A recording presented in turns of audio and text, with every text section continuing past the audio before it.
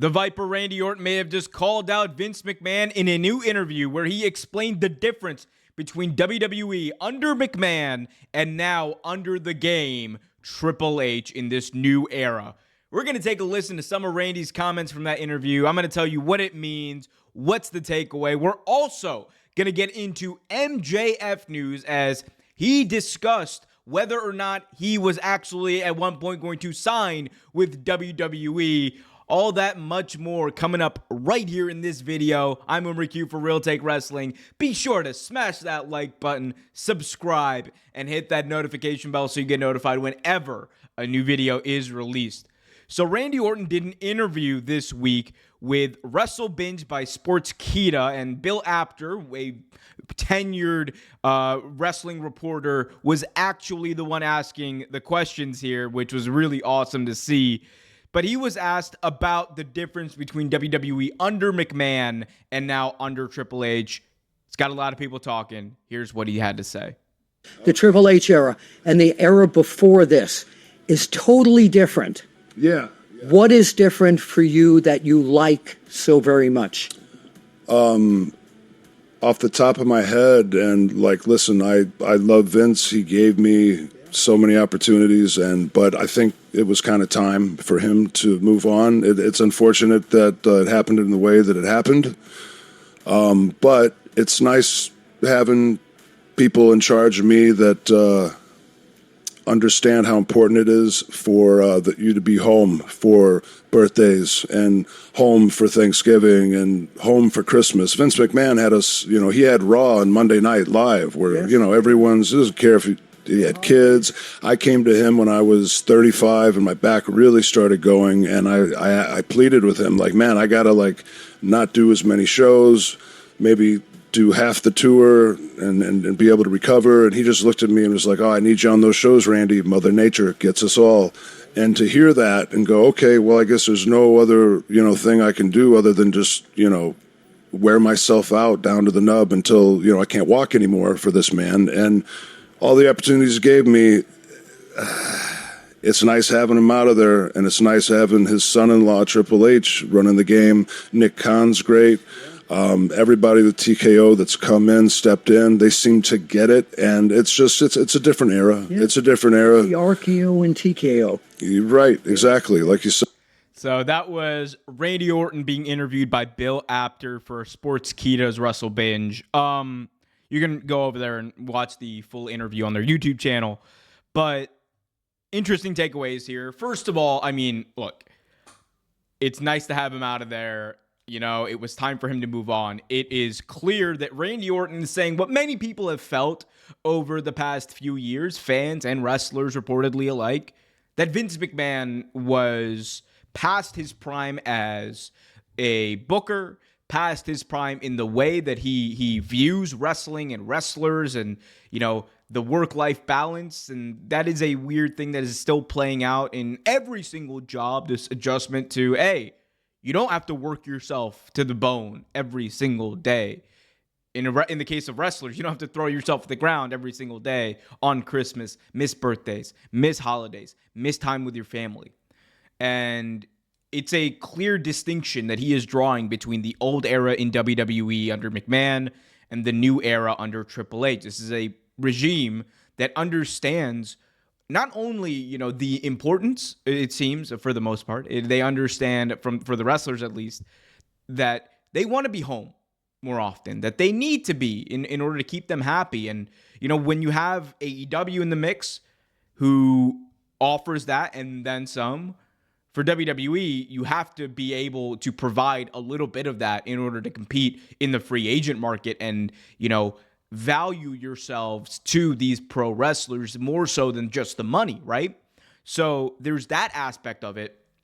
And then you have the anecdote that Orton told there about him going up to McMahon and asking, hey, look, I can't be doing these. I can't be working these 30 shows. My back is killing me. We now know Orton eventually ended up having surgery on his back, which he was out for almost a year, which is crazy when you think about it. At one point, it was reported Randy Orton may not even come back to professional wrestling. So when you have that level of wear and tear on your body, and you are told by your boss, and you're feeling this every day, by the way, but you're told by your boss, hey, look, I need you. You can't take off. You can't have a part-time schedule. You are expected to be at work.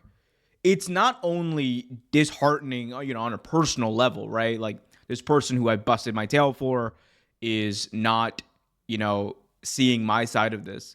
But at the same time, it adds further wear and tear on your body. And this is one of the things that, WWE has had to reckon with over the last number of years. It's not just concussions, but it's all sorts of injuries. Injuries that were exacerbated due to the very difficult and hard WWE schedule. And people like to point at that schedule and say, oh man, that was back when men were men, when people were doing the most, when there was real effort put into professional wrestling. And the truth of the matter is, we know that the extent of these injuries that people face, it is not a source of pride anymore. And that is like one of the good changes that has happened in professional wrestling.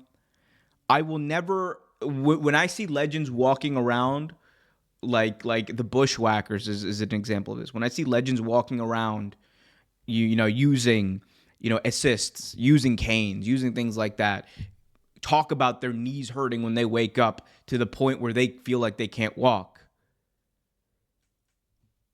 For them, I have the utmost respect. And I think that these are people who gave their lives, who gave their health for the business. But it's not the only way. And I think, as we kind of go on and wrestling evolves, one of the things we've seen and one of the things we are seeing is there is more of an emphasis on healing your bodies properly. There is more of an emphasis on taking time off. There is more of an emphasis on making sure that you are able to do the things that relatively normal people are able to do when you're older. And I think that is the difference here. We're moving towards that more so in WWE than there ever was a chance under McMahon. And that is the criticism, and it is a just and right criticism for Randy Orton to make. So, and I know there's like this debate out here. Like I saw, what's his name? Just Incredible, I think, on Twitter, call out Will Ospreay for taking a week off because, when he was wrestling, it was 30 days on the circuit, and then he might get a day off or whatever. But, these kids, like, give me a break, which I find to be really stupid. That's just my personal opinion, but it is what it is. Let me know what you guys think, though, in the comment section about this as we move on to our next story. We're going to talk about the one, the only Maxwell Jacob Friedman, MJF. Let's get right into it. So, MJF recently did an interview with Sports Illustrated. It was with Justin Barisau, one of the best in the business when it comes to these interviews. And he was asked about WWE, and here's what he had to say. And he says he was answering a question basically about, whether or not his contract was up, whether or not there was a chance he would go to WWE. And here's the quote. Of course there was. I am going to get into the weeds. Am I going to get into the weeds? ? No. At this point in time, this move, staying with AEW, made the most sense for me. I'm making a ton of effing money. As far as when the contract ends, that's nobody's business but my own. So, of course, one of the things we need to also take into account is the fact that MJF likely or reportedly signed a deal. It is believed that he signed a deal to extend his contract, get more money back in 2022. This was after that whole fiasco with Double or Nothing, the airplane ticket, airplane gate, whatever we want to call it. Whatever happened, Tony Khan and MJF worked it out. They were able to come to terms on a deal. The whole bidding war of 2024 was a storyline that they were kind of playing out. It fizzled out. He's now back. He's going to be on Dynamite, all that kind of stuff. And, I think it's worth thinking about, whether or not MJF would like to go to WWE. But even in the same interview, and I highly suggest people go read the full interview on sportsillustrated.com, he talked about how he takes pride in being the guy who's coming in to help, save AEW. He takes pride in what he has built, because WWE didn't make MJF, AEW didn't make MJF, MJF made MJF. Of course, that's how the quote goes. And I think that when his contract is up, it is going to be a point of conversation. Like, really, when his contract is up. Like, we don't know whether he signed a 5-year deal back in 2022. We don't know if he signed a 3-year deal in 2020. We don't even know if it was the same deal he was on, but they just added more money to it. We don't know this information just quite yet. One thing we do know is he is arguably the best talent in the world, all around. Best promo in the world, definitely. One of the best wrestlers, one of the best storytellers, has popularity out the wazoo, despite never appearing in WWE. Well, except for that one time he did, where he was a security guard for Samoa Joe, but we don't really count that. Come on. But he's built a massive name for himself. He is a massive star. And when the time does come for him to look at WWE offers, if that time ever comes, if Tony Khan ever allows that to happen, because if there's one guy, or if there's like 3 guys that I truly believe Tony Khan would basically give equity to the company in to try to stay, it would be MJF, Bryan Danielson, Jon Moxley. And those are 3 guys that I believe those people have to stay in AEW. I think that's the mindset for Tony Khan. And he would love nothing more than to have them be AEW lifers. Because when the chips are down, those are 3 guys that you can always go back to and try to help, right the ship. And all 3 have at different points. Moxley has been, the franchise in that sense. MJF is basically the team captain that everyone kind of like, oh my God, he's such a jock, but he's so damn good. So damn good. So is what it is. We'll see what happens with MJF. I mean, obviously, he is in AEW, and it is expected they have long-term plans for him. So we'll see what happens with his contract. But interesting. No, he did not seem, he didn't seem too pressed about wanting to go to WWE. But we'll see what happens. Let me know in the comment section, though, because I want to hear from you. What do you think is going to happen? Is MJF, that's what I want to say. Is MJF eventually going to go to WWE whenever his contract is up? Let's hear it in the comment section. Be sure to smash that like button too, subscribe, and hit that notification bell so you get notified whenever a new video is released. Really botching this ending.